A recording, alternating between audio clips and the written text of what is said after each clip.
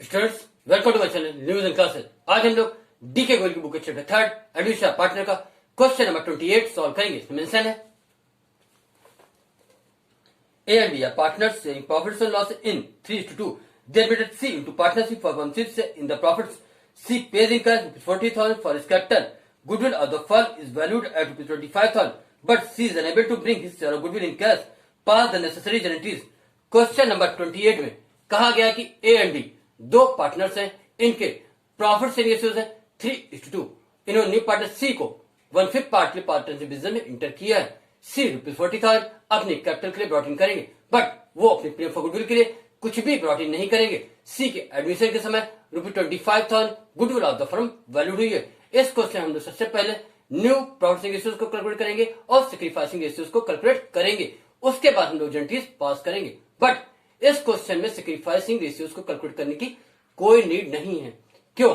क्योंकि मैंने previous lectures में भी आपको एक बात बताई थी कि अगर क्वेश्चन में new profit sharing ratio mention नहीं है और ये भी मेंशन नहीं है कि कौन सा पार्टनर कितना सैक्रिफाइस कर रहा है, उस केस में ओल्ड प्रॉफिट शेयरिंग रेशियो ही सैक्रिफाइस रेशियो माना जाता है। क्या कहा मैंने कहा कि अगर क्वेश्चन में new profit sharing ratio mention नहीं है और ये भी मेंशन नहीं है कौन सा पार्टनर कितना सैक्रिफाइस कर रहा है, तो उस क्वेश्चन में ओल्ड प्रॉफिट शेयरिंग रेशियो ही सैक्रिफाइस रेशियो माना जाता है। इस क्वेश्चन में ए एंड बी का ओल्ड प्रॉफिट शेयरिंग रेशियो 3:2 ही सैक्रिफाइस रेशियो माना जाएगा। इस बात को मैं अभी वर्किंग के माध्यम से आपको प्रूफ करके दिखाऊंगा। क्वेश्चन नंबर 28 पहले हम लोग वर्किंग करेंगे, बाद में जनरल पास करेंगे। Question number 28 calculation of new profit sharing ratio old profit sharing ratio of A and B is equal to 3:2।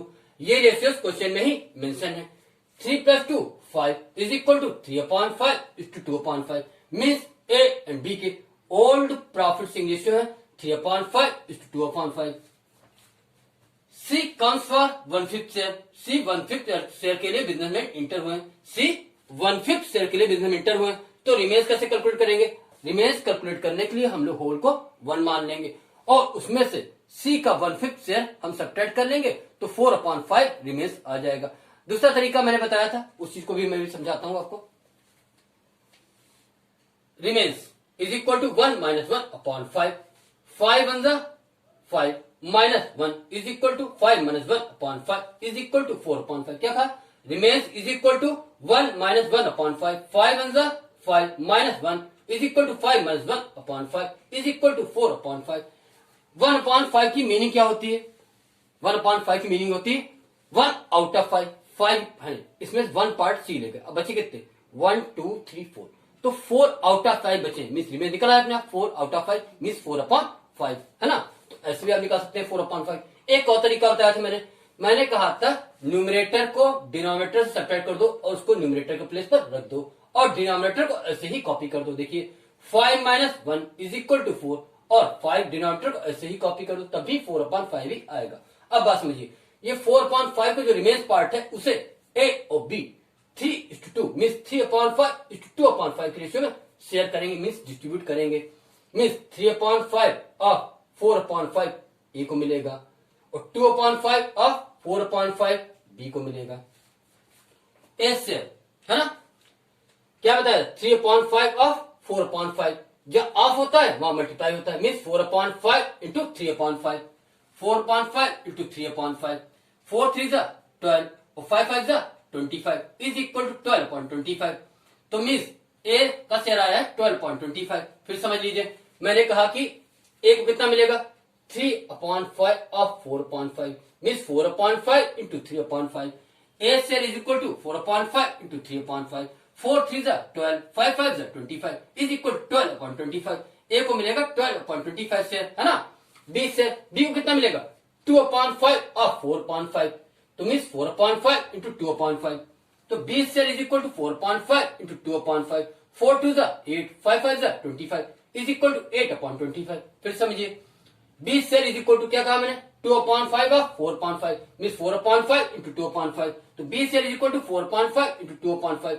4 2 8, 5 5 25 is equal to 8/25। B का शेयर है 8/25। ए का शेयर आया 12/25, बी का शेयर आया 8/25। New profit sharing ratio of A B and C is equal to A का है 12.25, B का है 8.25 और सी का है 1/5 is equal to 12.25 is to 8/25 is to 1/5।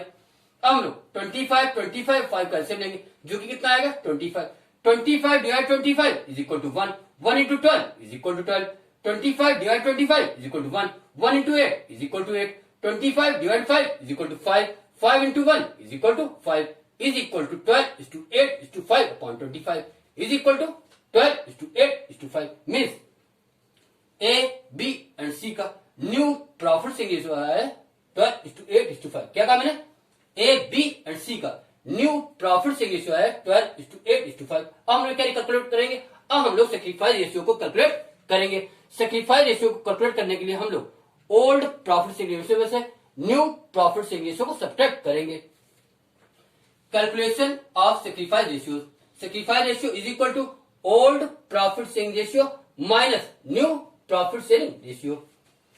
सैक्रिफाइड by A का ओल्ड कितना है? ए का ओल्ड है 3/5 और ए का न्यू कितना है 12.25 तो 3/5 minus 12.25 sacrificed by A is equal to 3/5 minus 12.25 5 और 25 एलसीएम आएगा 25 25 divide 5 is equal to 5 5 into 3 is equal to 15 25 divide 25 is equal to 1 1 into 12 is equal to 12 is equal to 15 minus 12/25 15 में से 12 को सब्ट्रैक्ट करेंगे तो आएगा 3 इज इक्वल टू 3/25 तो ए कितना सैक्रिफाइस कर रहे हैं 3/25।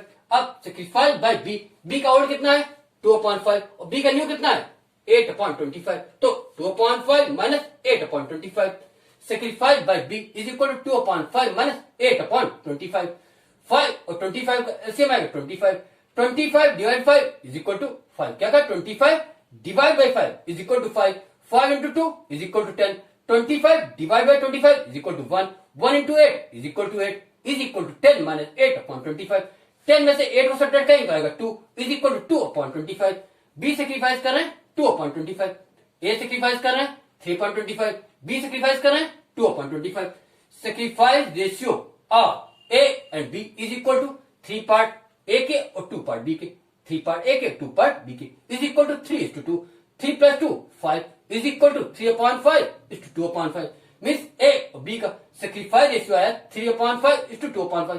यही बात मैंने कही थी कि यहाँ पे देखिए सैक्रिफाइस रेशियो और ओल्ड प्रॉफिट रेशियो इक्वल है मीन्स 3/5 इज टू 2/5 ये सैक्रिफाइस रेशियो है यही ओल्ड भी है देखिए 3/5 इज टू 2/5।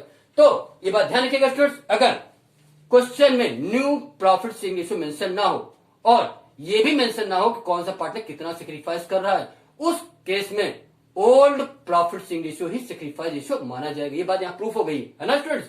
अब सी को कितनी गुडविल लानी चाहिए थी? गुडविल ऑफ द फर्म जो है ₹25,000 गुडविल ऑफ द फर्म ₹25,000 है और सी इंटर हुए 1/5 पार्ट लिए तो 1/5 पार्ट ही लाएंगे means 1/5 of ₹25,000 C share of goodwill is equal to ₹25,000 into 1/5 ₹25,000 ये गुडविल ऑफ द फर्म है और 1/5 ये सी का शेयर है तो ₹25,000 इंटू 1/5 इज इक्वल टू ₹5,000 तो सी को ₹5,000 की गुडविल लानी चाहिए थी जो कि वो ब्रॉट इन नहीं कर पाए। अब हम लोग जनरल करेंगे जनरल में सी को डेबिट करेंगे और ए और बी को क्रेडिट करेंगे तो एंट्री क्या बनेगी C's current account debit to A's capital account to B's capital account. क्या कहा C's current account debit to A's capital account to B's capital account. यहाँ पे सी को डेबिट क्यों किया है क्योंकि मुझे सी से पैसा लेना है जिससे पैसा लेना होता है उसको डेबिट करते हैं देना किसको है ए बी को देना है इसलिए उसको क्रेडिट किया जिससे लेना हो उसको डेबिट कर दो जिसको देना हो उसको क्रेडिट कर दो तो यहाँ पे सी से लेना है तो सी को हम लोग डेबिट करेंगे है ना और ए बी को पैसा देना है तो ए बी को क्रेडिट करेंगे मीन डेटर डेबिट होते हैं और क्रेडिटर क्रेडिट होते हैं। हम लोग इस क्वेश्चन में दो एंट्री करेंगे एक कैपिटल को ब्रॉट इन करने की और एक प्रीमियम की अमाउंट ब्रॉट इन ना करने की है ना स्टूडेंट्स। आइए स्टूडेंट हम लोग जनरल पास करते हैं। क्वेश्चन नंबर 28 जर्नल कॉलम वही है जो ऊपर लिखे हैं date particulars ledger folio debit amount और credit amount date particulars ledger folio debit amount और क्रेडिट अमाउंट। जनरल में 5 कॉलम्स होते हैं। पहले एंट्री हम लोग करेंगे कैपिटल को ब्रॉट इन करने की सी ₹40,000 कैपिटल को ब्रॉट इन कर रहे हैं तो bank account debit to C's capital account bank account debit to C's capital account capital brought in by C for his share capital brought in by C for his share ₹40,000 debit किए जाएंगे, ₹40,000 credit किए जाएंगे। फिर समझ लीजिए, bank account debit to C's capital account, जैसे क्या होगी, capital brought in by C for his share, ₹40,000 debit किए जाएंगे, ₹40,000 क्रेडिट किए जाएंगे, क्योंकि मिस्टर सी ₹40,000 अपनी कैपिटल के लिए ब्रॉट इन कर रहे हैं। यहाँ पे बैंक डेबिट क्यों है, क्योंकि बैंक रिसीवर है, और सी कैपिटल अकाउंट क्रेडिट क्यों है, क्योंकि सी गिवर है। बैंक रिसीवर है इसलिए डेबिट है, और सी गिवन है इसलिए क्रेडिट है। अब हम लोग सेकेंड करेंगे पीएम की अमाउंट ब्रॉट इन ना करने की, है ना। तो जब कोई पार्टनर पीएम की अमाउंट ब्रॉट इन नहीं करता है तो उसके करेंट अकाउंट को डेबिट किया जाता है, और सैक्रिफाइसिंग पार्टनर्स के कैपिटल अकाउंट को क्रेडिट किया जाता है। C's current account debit to A's capital account to B's capital account. C को कितनी प्रीमियम लानी थी, सी को ₹5,000 की प्रीमियम लानी थी, वो सी में डेबिट कर दी गई। अब ₹5,000 को हम लोग ए और बी में उनके सैक्रिफाइसिंग रेशियो 3:2 मीन 3/5:2/5 में डिस्ट्रीब्यूट करेंगे। ₹5,000 into 3/5 is equal to ₹3,000। ₹5,000 into 2/5 is equal to ₹2,000।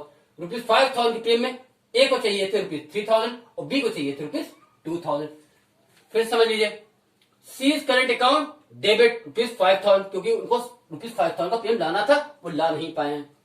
To A's capital account to B capital account, ₹5,000 को हम लोग ए और बी में डिस्ट्रीब्यूट करेंगे उनके सैक्रिफाइसिंग रेशियो मीन 3:2 मीन 3/5:2/5 में। तो ₹5,000 into 3/5 is equal to ₹3,000। ₹5,000 into 2/5 is equal to ₹2,000। ₹5,000 की पेन में ए को चाहिए थे ₹3,000 और बी को चाहिए थे ₹2,000। ध्यान रखिएगा, जब कोई पार्टनर पीएम के अमाउंट ब्रॉट इन नहीं करता है तो उसके करंट अकाउंट को डेबिट किया जाता है, और सैक्रिफाइसिंग पार्टनर्स के कैपिटल अकाउंट को क्रेडिट किया जाता है। हमने बताया क्या, जिससे पैसा लेना हो उसको डेबिट कर दो, जिसको देना हो उसको क्रेडिट कर दो। तो यहाँ पे सी से लेना था इसलिए सी को डेबिट किया गया, ए और बी को प्रीमियम की अमाउंट देनी थी इसलिए ए और बी को क्रेडिट किया गया, है ना स्टूडेंट। इस तरह आपका क्वेश्चन नंबर 28 कंप्लीट होता है। स्टूडेंट्स, अगर आपको हमारी वीडियो अच्छी लगती है तो प्लीज हमारी वीडियोस को लाइक कीजिए और हमारे चैनल को सब्सक्राइब भी कीजिए। Thank you.